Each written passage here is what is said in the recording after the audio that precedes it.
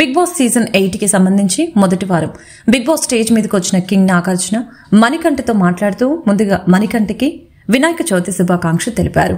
ఇక తర్వాత ఈ వారం మణికంఠ ఆట ఎలా ఉందో మాట్లాడుతున్న నాగార్జున మణికంఠ అని పిలిచి, మణికంఠ ఎందుకు నువ్వు మరీ అంత ఎమోషనల్ గా ఉన్నావు? ప్రతి చిన్న విషయాన్ని కూడా బాగా ఎమోషనల్ అయిపోతున్నావు. అది చూసిన ప్రతి ఒక్కరు కూడా నువ్వు సింపతి కార్డు ఉపయోగిస్తున్నావు, సింపతితో ఆట ఆడాలని అనుకుంటున్నావు అన్న ఇంటెన్షన్ ప్రతి ఒక్క ప్లేయర్లో, అలాగే చూసే ప్రేక్షకులందరికీ కూడా అలానే అనిపిస్తోంది. ఇక నువ్వు హౌస్ లోకి వెళ్లిన మొదటి రోజైతే అనిల్ రావిపూడి వచ్చినప్పుడు దాదాపుగా అక్కడ ఉన్న మిగిలిన కంటెస్టెంట్స్ అందరికీ కూడా అది ప్రాంక్ అని చాలా క్లియర్ గా అర్థమైంది. కానీ నువ్వు మాత్రం దాన్ని కూడా చాలా ఎమోషనల్ గా తీసుకొని అందరికీ ఒక గట్టి వార్నింగ్ ఇచ్చావు. నీ పాస్ ఇది నేను అంటూ ఇంత ఇబ్బంది పడుతున్నావు. నీ గతాన్ని అందరి ముందు పెట్టి నువ్వే కాస్త చులకనయ్యావేమో అని నాకు అనిపించింది.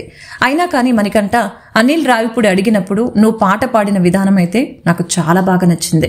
నువ్వు అది కోపంతో పాడావో బాధతో పాడావో నీ ఇంటెన్షన్ ఏదైనా కానీ పాట పాడిన విధానం అయితే నాకు చాలా బాగా అనిపించింది. ఒకవేళ అదే నిజమైతే నిన్ను ఎలిమినేట్ చేసి ఉంటే నువ్వు ఏ విధంగా ఫీల్ అయ్యేవాడివి అని మణికంఠ అని అడిగితే మణికంఠ సమాధానం చెప్పలేక సైలెంట్ గా ఉండిపోయాడు. నీకు ఒక విషయం తెలుసో తెలీదో, బిగ్ బాస్ చరిత్రలోని బిగ్ బాస్ హౌస్ లోకి వచ్చిన 2 రోజుల్లోనే కన్ఫెక్షన్ రూమ్ లోకి వచ్చిన మొట్టమొదటి కంటెస్టెంట్వి నువ్వే. ఎమోషనల్ పార్ట్ పక్కన పెట్టి నీ వెంట ప్రూవ్ చేసుకునే విధంగా నీ ఆట ఉండాలి అంటూ నాగార్జున చెప్పుకొచ్చారు. ఆ తర్వాత నువ్వు నామినేషన్స్ లో భాగంగా శేఖర్ భాషాని నామినేట్ చేస్తూ చెప్పిన కారణమైతే కాస్త ఫన్నీగా అనిపించింది. అతను పడుకున్నాడు అన్న కారణం చూపి నువ్వు తనని నామినేట్ చేయడం ఎంతవరకు కరెక్ట్? నువ్వు పడుకున్నావు కదా కుక్కలా చేయి, కేవలం పడుకున్నాడు అన్న ఒక్క కారణం చూపి నువ్వు తనని నామినేట్ చేయటం అనేది కాస్త సిల్లీగా అనిపించింది. నాకు తెలిసి నువ్వు మనసులో ఏదో పెట్టుకొని పైకి ఆ కారణంతో నామినేట్ చేసావేమోనని అనిపిస్తుంది అని అడిగితే దానికి మణికంఠ మాట్లాడుతూ, అలా ఏం లేదు సార్, నేను పడుకున్నాను కరెక్టే, కానీ నేను పడుకున్నప్పుడు కుక్కలు మొరగగానే వెంటనే లేచాను. కానీ శేఖర్ భాష అలా కాదు, కుక్కలు మొరుగుతున్నప్పటికీ కూడా అలాగే పడుకున్నాడు.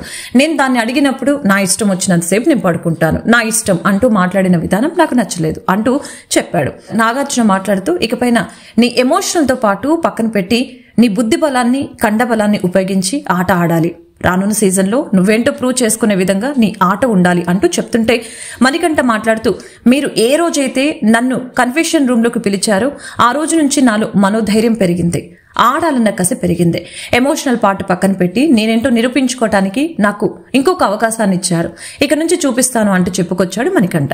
ఇక మొత్తంగా ఈ వారం మణికంఠ ఆట మీకు ఎలా అనిపించిందో కామెంట్స్ రూపంలో తెలపండి.